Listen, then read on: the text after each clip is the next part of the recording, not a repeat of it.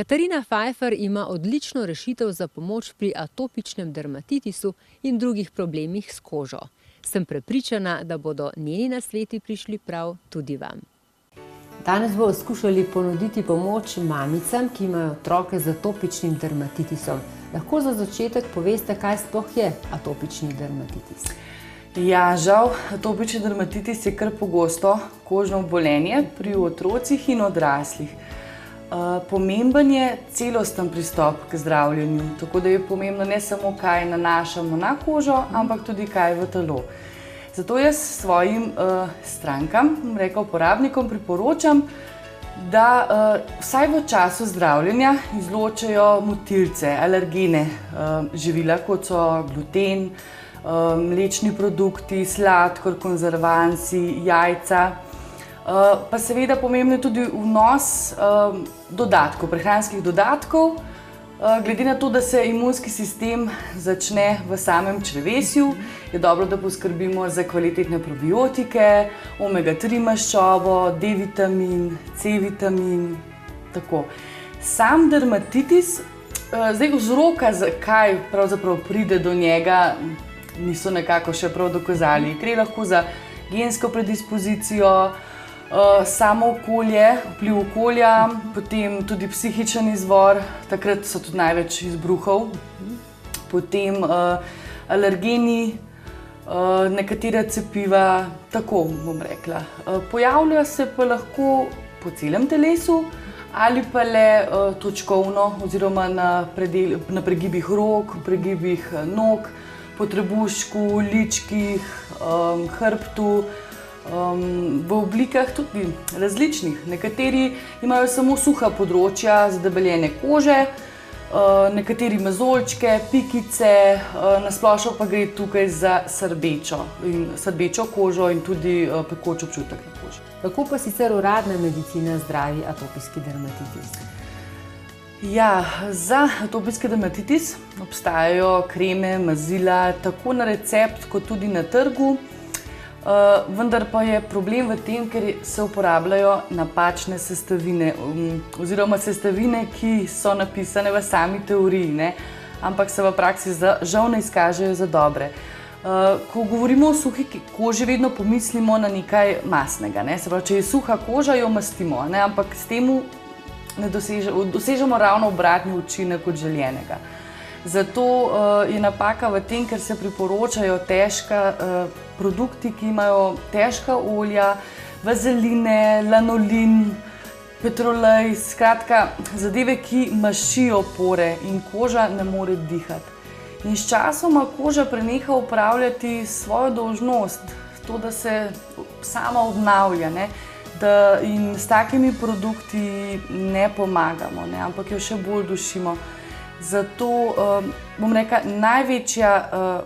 največji problem, ki ga bo izpostavila, je pa prehitro predpisovanje kortikosteroidnih mazil.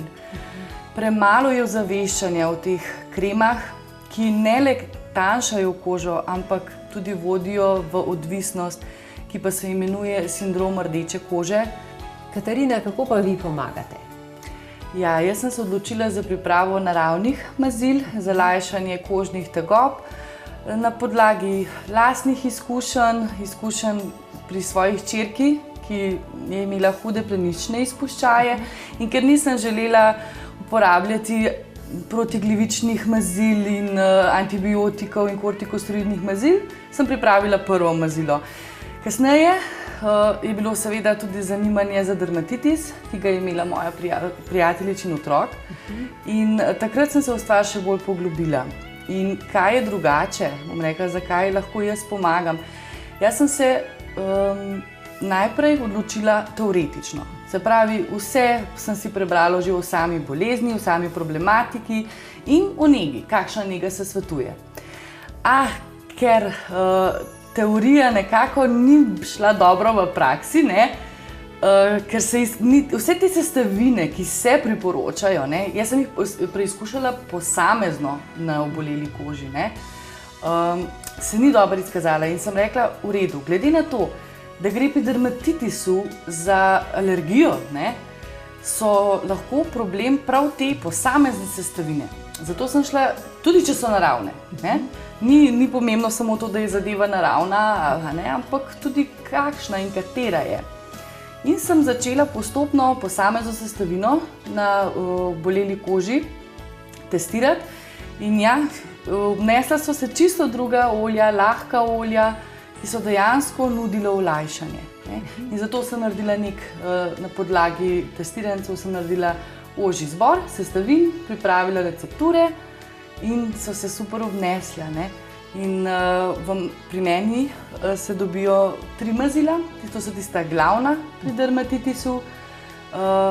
Prvi, ki sem ga naredila, je bil za lajšanje srbečice, ker to je pač skoraj da največji problem pri dermatitisu, ne, suha koža in srbečica. In tu je ogromno neprespanih noči. In vrnila sem se nazaj v zgodovino. Ne. Kalamin je ena od rut, ki je zelo lajšala srbečo kožo, pekoč občutek na koži.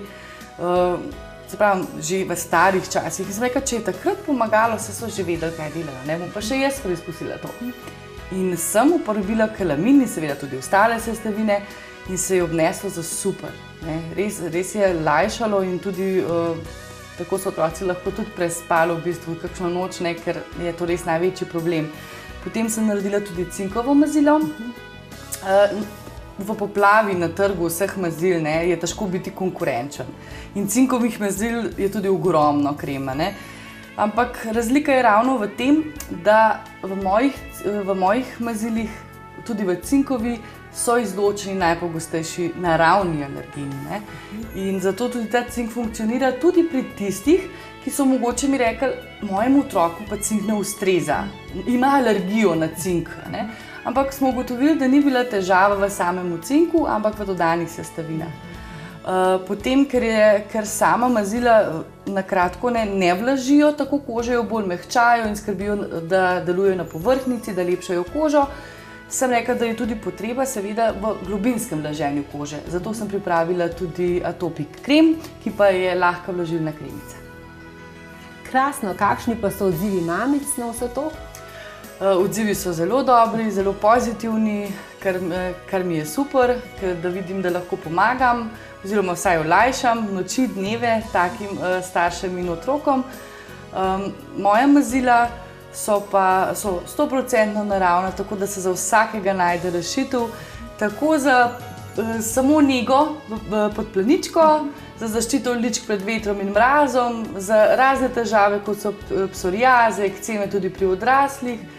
Katarina, vi pa svetujete tudi pri drugih težavah, pri katerih vse lahko? Res je. Najprej bi poudarila, da nisem zdravnik, nisem farmacevt, da govorim izključno iz svojih izkušenj. Mazila, ki jih imam, so namenjena tako dojenčkom, kot tudi odraslim.